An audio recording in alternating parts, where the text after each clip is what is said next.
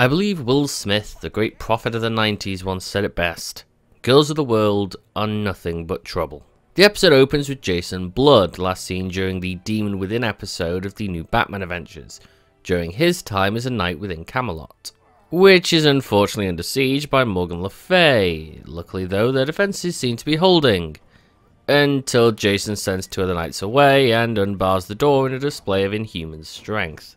However, he ends up being poisoned by Morgaine and cursed by Merlin, who seems like he could have done more in this fight than bitch at Jason being an all-powerful wizard, but what do I know. Catching up with the present day, Jason and Batman meet at a rare bookshop, Jason informing Batman that it was Morgaine who attacked the bookshop's owner. I'm a friend of the owner. You mean that old man? He's 32 years old. The pair set off to Britain to prevent Morgaine from getting the Philosopher's Stone, or if you go by the American title of the first Harry Potter book, the Sorcerer's Stone. After a brief fight with Morgaine and animated suits of armour, the pair call in more of the League to help. They try using Jean's telepathy to locate Morgaine, but all that happens is he gets trapped in an illusion and is now distrusted by Etrigan, the demonic form of Jason Blood. The heroes and villains both find information on who might have the stone, with our heroes splitting up so that Flash and Wonder Woman go to one, whilst Batman, Etrigan and Jean go to the other, which doesn't quite go well. You, whoever you are, show yourself. Henry Morse.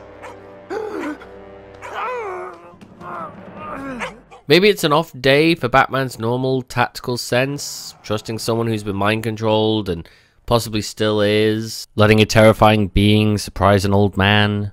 Just seems like he dropped the ball on this one. The trio sets a trap, but like Etrigan thought, Jean is still a little mind-fucked, so Batman ends up hurt and Morgaine escapes. No, leave him alone. Batman. Admit it, Martian. You let her get away, didn't you? It's all your fault. Whilst Batman recovers and Jean laments, Wonder Woman is having to deal with the other person who may have the Philosopher's Stone, a guy so sleazy you could likely slide him along the floor.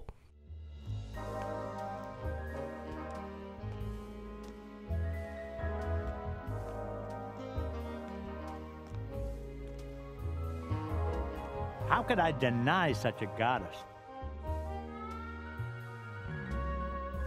Come in. Come in. Breaking up the party is both Morgaine and Etrigan. Though, it's interesting that Etrigan is able to surprise Morgaine when at the beginning of the episode this is revealed. Mother, look!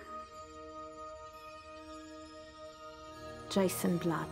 Doesn't he ever give up? Such an ardent suitor. We must prepare a special welcome for him. Not a good thing to have something like that if you're going to forget about it after the first time, guys. Retrieving the stone, Etrigan tells Wonder Woman to run, keeping it as far away as possible from Morgaine. And of course, Morgaine is not happy about this.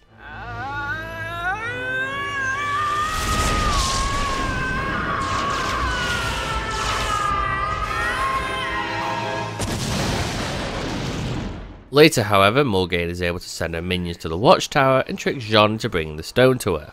And here's another idea: don't let the guy the villain is able to mind control know where the object she's seeking is. We'll solve a lot of problems that way. The team rushes to where Morgaine and Jean are, just in time to stop her from handing over the stone. A fight soon breaks out, with Jean going after Etrigan and ending up reading his mind, learning of the events at the beginning of the episode. Morgaine tries to get Jean to bring her the stone, but he just does this in response. No.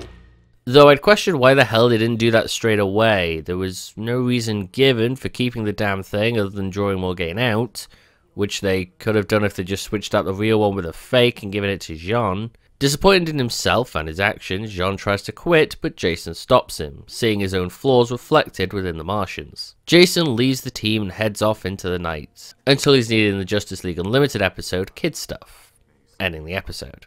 Now, I like this episode's use of character motivation in both as a flaw and an ideal, which is often something the writers for Justice League seem to have a knack in getting perfect. It's the way the story is told that's the issue.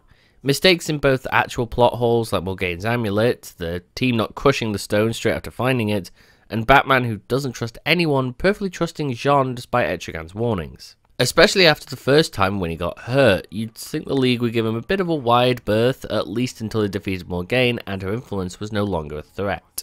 Interestingly, this episode is the first on our list to do something special. It picks up a character previously established in another section of the DCAU and brings them into the show. And it does it well. There's no forced moment of exposition explaining why Etrigan and Batman know each other.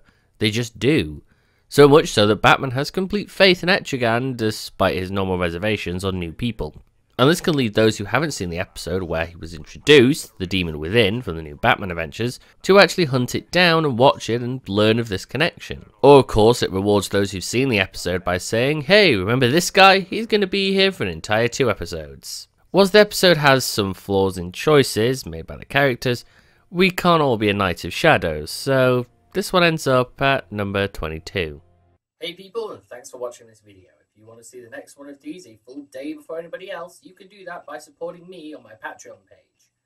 However, if you're watching this on my Patreon page, then thanks for your support.